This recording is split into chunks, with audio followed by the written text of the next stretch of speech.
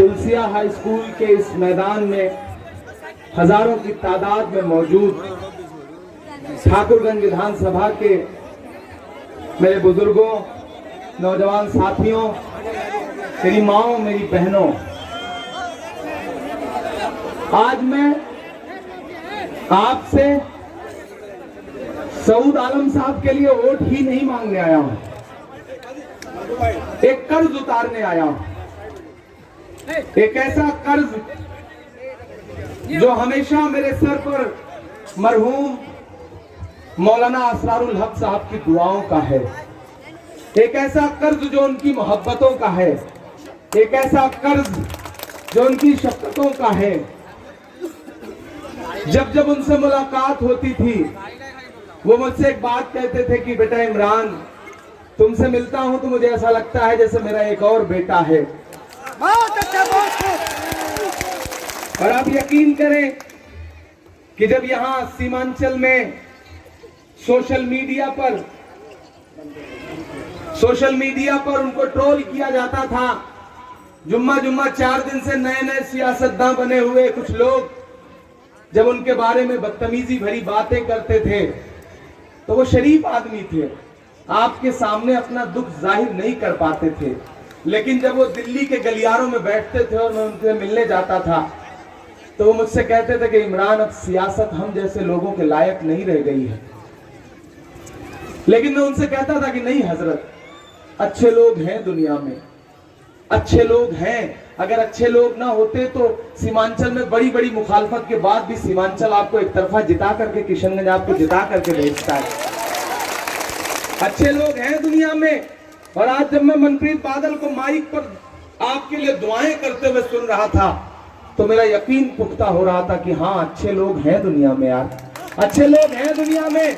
मुझसे मनप्रीत भाई ने कहा कि इमरान भाई, मुझे ठाकुरगंज विधानसभा चलना है क्योंकि मैंने मरहूम मौलाना असरारुल हक साहब का बड़ा नाम सुना है, मैंने सुना है कि वहां से उनका बेटा चुनाव लड़ रहा है, तो यार मैं चलूंगा, उसके लिए अपना दामन फैलाऊंगा, लोगों से अपील करूंगा। मेरे भाई, मैं आपसे बस इतना कहने आया हूं, आज कोई बहुत लंबी चौड़ी गुफ्तगू नहीं करनी है, बस आपसे यह कहना है कि यह लड़ाई बहुत बड़ी है।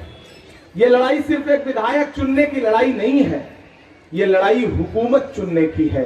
जब आप 7 तारीख को ईवीएम की बटन दबा रहे होगे अपनी इन्हीं उंगलियों से, तो लालटेन में आप रोशनी देने का काम करेंगे तो दरअसल सिर्फ राजद की लालटेन में रोशनी नहीं देंगे, बल्कि आप तारीकी के खिलाफ रोशनी को बुलंद करेंगे और अंधेरे को हटाने का काम करेंगे। वो नीतीश कुमार जो 2015 में जिसे आपने मुख्यमंत्री बनाया, लेकिन एक झटके में जिस बीजेपी को वो बहुत झूठा पार्टी और भारतीय जुमला पार्टी कहा करते थे, फिर से उसी की गोद में जाकर के बैठ गए।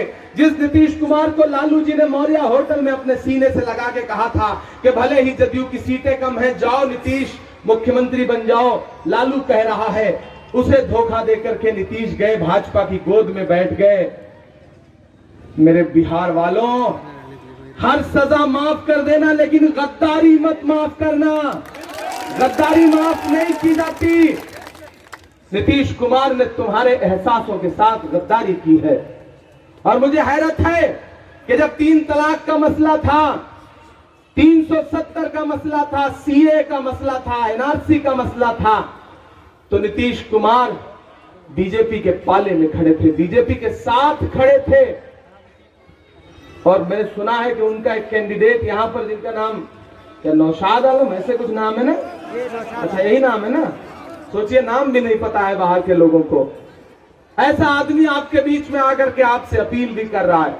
कुछ बाहर से भी मेहमान आए हैं जो वोट तकसीम करने आए हैं ताकि वोट बढ़ जाए और सऊद चुनाव हार जाए, और वो निर्दलीय जिसमें भाजपा का पैसा लगा हुआ है वो चुनाव जीत जाए। ये ठाकुरगंज है, ठाकुरगंज में भाजपा को जीतने दोगे? नहीं। यार एक बात सुनो, तुम्हारा कैंडिडेट शरीफ है, तुम इतना शरीफ क्यों बने हुए हो? इतनी शराफत से तुम लोग क्यों चुनाव लड़ा? ये शरीफ आदमी है, ये सीधे आदमी है, तुम लोग तो जरा जोश में रहो यार, ऐसे कैसे काम चलेगा? मैं आवाज उठा रहा हूं, भाजपा को जीतने दोगे? नहीं जीतने दोगे। पीछे तक हाथ उठाओ, बच्चा, किससे डर रहे हो? किस बात का डर है? अरे 10 नवंबर को बिहार की सरकार बदलने जा रही है, तेजस्वी यादव मुख्यमंत्री बनने जा रहा है, किससे डर रहे हो? डरो मत। मोदी और नीतीश की जोड़ी को राहुल और तेजस्वी की जोड़ी भगाने जा रही है, हटाने जा रही है। एक बात के लिए सऊद को मुबारकबाद दूंगा कि बिहार का हर टिकट लोगों ने जाकर के तेजस्वी के घर पे खड़े होकर के मांगा होगा, लेकिन ये पहला टिकट है जिसे मैं शाहिद हूं, मैं गवाह हूं कि तेजस्वी इनके घर आकर के दे करके गए। आप समझिए कि कितना एहतराम है इनका। अगर इतना एहतराम है तो सोचो, क्या पता आप विधायक बनो दो तो तेजस्वी मुख्यमंत्री बने और सऊद को मंत्री बना दे तो कितना मजा आएगा, कितना मजा आएगा, आएगा ना। इसलिए बटना मत। गाजी मेरा बहुत अच्छा साथी है, हमारे माइनॉरिटी सेल के भाई साहब यहाँ बैठे हैं, जेबा खान साहिबा यहाँ बैठी हैं, जमशेदपुर से सिलेक्शन में मदद कर रही हैं। जेबा जी, मैं चाहता हूं कि ये बड़े शरीफ लोग हैं, इनकी टीम बड़ी शरीफ है, इनको थोड़ा सा और ताकत की जरूरत है। खवातीन में आप इस सीट पर खासतौर से काम करें, आपके पास इलेक्शन का बड़ा तजुर्बा है। गाजी आप इनको महिलाओं में लगाइए, बड़ा काम करेंगे। मैं आज आपके बीच में अपील करने आया हूं कि मैंने कहा ना, मुझ पे मौलाना असरारुल हक साहब का बड़ा कर्ज है, उनकी मोहब्बतों का। मैं जब कभी लुटियन जोन्स में दिल्ली में ऐसे ही चाय पीने के लिए अपनी गाड़ी उठा के निकलता था मंत्री भाई, तो वो इतने निहायत शरीफ आदमी थे कि अकेले मेंबर ऑफ पार्लियामेंट अकेले लुटियन जोन्स की किसी सड़क पर पैदल घूमते हुए मुझे मिल जाते थे, और मैं उतर के उनके पास जाता था कि हजरत आप पैदल क्यों घूम रहे हैं?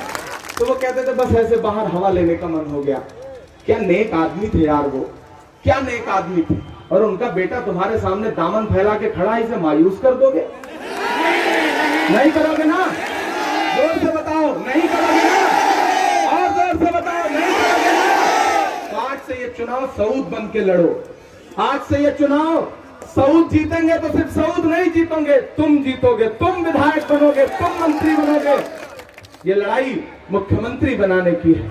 इस लड़ाई में इस भाई के साथ खड़े हो जाओ, मैं तुम्हारे साथ खड़ा हूं। ये घर मेरा है। मौलाना साहब मुझे बेटे की तरह मानते थे, मैंने 82 में घर भी ले लिया है। अब मैं आपके लिए परदेसी नहीं हूं, 82 में मेरा घर है। आप इनको जिता दो, कोई भी काम रहेगा, और मेरा गिरेबान पकड़ लेना और कहना कि इमरान प्रताप गरीब आपके कहने पे वोट दिया है, आप चलो मेरा काम कराओ। मैं जानता हूं कि आप जब इनको फोन लगाएंगे तो ये आपको बुला के अपने गले से लगाएंगे, क्योंकि एक बहुत बड़े बाप के बेटे हैं ये, बहुत बड़े बाप के बेटे हैं ये। वो बिहार के साजिशी लोग, वो भाजपा की फासिस्ट ताकतें, वो नीतीश कुमार का गुरूर जो ये सोचता था कि लालू प्रसाद यादव को साजिश करके जेल में भिजवा देंगे तो लालू खत्म हो जाएगा। आज देख लो, पूरे बिहार का एक एक बच्चा तेजस्वी यादव बना हुआ है। पूरा बिहार तेजस्वी के साथ खड़ा है, पूरा बिहार तेजस्वी तेजस्वी बोल रहा है। और मुझे फक्र है मेरे नेता राहुल गांधी पर कि मुझसे राहुल जी ने कहा कि इमरान, मौलाना असरारुल हक का हम बड़ा एहतराम करते थे, उनका बेटा लड़ रहा है, उनके लिए खास तौर से जाना। यहाँ कुछ ऐसी ताकतें भी आई हैं जो मौलाना साहब के बारे में भी बहुत झूठ परोसती रही है आपके सामने। एक बात वाजे कर देना चाहता हूं, खास तौर से एक झूठ परोसा जा रहा है हैदराबादी मेहमानों के जरिए कि 3 तलाक पर मौलाना साहब को कांग्रेस ने बोलने नहीं दिया। ये झूठ परोसा जा रहा है ना। मुझसे सुनो, मैं बता रहा हूं, जिस दिन लोकसभा में 3 तलाक का बिल पेश हो रहा था, कांग्रेस पार्टी ने यह सोचा, मौलाना साहब उस बिल पर बोलना चाहते थे, मुझसे भी उन्होंने कहा था कि इमरान मैं बोलूंगा, लेकिन कांग्रेस पार्टी से मेरी बात हुई, तब मैं पार्टी में नहीं था, लेकिन राहुल जी से मेरी अच्छी जमती थी तो मैं उनके पास बैठता था। तो मैंने इस मुद्दे पे उनसे पूछा कि कांग्रेस का स्टैंड क्या है, क्योंकि लोकसभा में तो बिल पास हो जाएगा, लोकसभा में भाजपा का बहुमत है। तो उन्होंने कहा कि इमरान, हमने सोचा है कि खवातीन से जुड़ा हुआ मुद्दा है, मुस्लिम महिलाओं का मुद्दा है, इस पे हम अपनी किसी महिला सांसद से बुलवाएंगे। तो उन्होंने सुष्मिता दवे को आगे किया। सुष्मिता दवे ने आधे घंटे की स्पीच दी थी, लेकिन उसके बाद लोकसभा में बिल पास होना था, पास हो गया। यहाँ जो हैदराबादी मेहमान हैं, उन्होंने मौलाना साहब पर इतना टॉर्चर किया, मौलाना साहब का सोशल मीडिया पे इतना मजाक उड़ाया कि वो सीधे आदमी थे।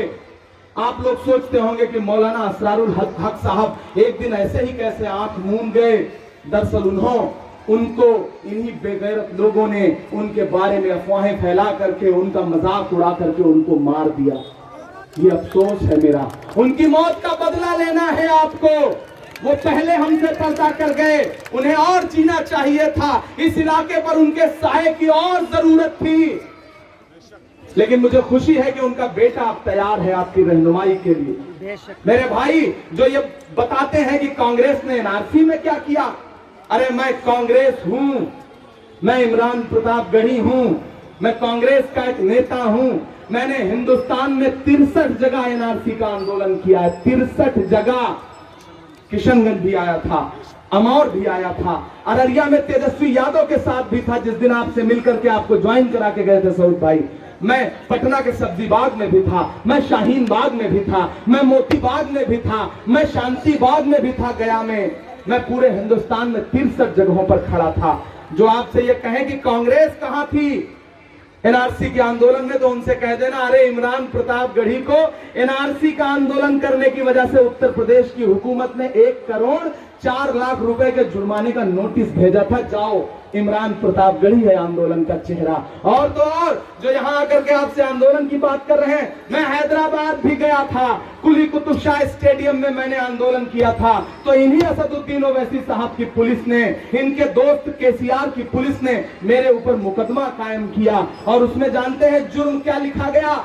जुर्म लिखा गया कि इमरान प्रतापगढ़ी ने आकर के हैदराबाद में ये कहा कि कोई शाहीन बाग क्यों नहीं है हैदराबाद में। हाँ, मैं आज भी ये सवाल पूछता हूं।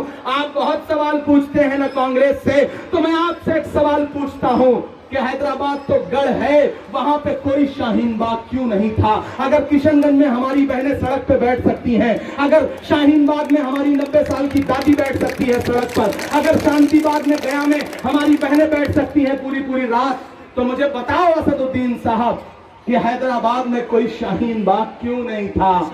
अब कोई भी मजलिस का आदमी वोट मांगने आए और एनआरसी पे आपको भाषण दे, तो बस उससे एक सवाल पूछना कि हैदराबाद में कोई शाहीन बाग क्यों नहीं था? और अगर हैदराबाद में एनआरसी का आंदोलन करने के लिए इमरान प्रतापगढ़ी गया तो उसके ऊपर आपने मुकदमा कायम क्यों करवाया? ये सवाल जरूर पूछना। आपसे विदा ले रहा हूं और बड़े मेरी खुशबू संभाल कर रखना। मैं फिर आऊंगा आपके बीच में, आप इनको जिता दोगे ना तो इसी ग्राउंड में आकर के पूरी रात शायरी सुनाऊंगा। ये मैं आपसे वादा कर रहा हूं। मेरी खुशबू संभाल कर रखना, दिल पे काबू संभाल कर रखना, तेरे सीने से लग के रोया हूँ, मेरे आंसू संभाल कर रखना। मुझे मायूस मत करना। और ये मेरा भाई जो मनप्रीत बादल आया है, यार क्या खूबसूरत, क्या नूरानी चेहरा इस आदमी का। इसने पंजाब से आकर के सऊद के लिए वोट मांगा है।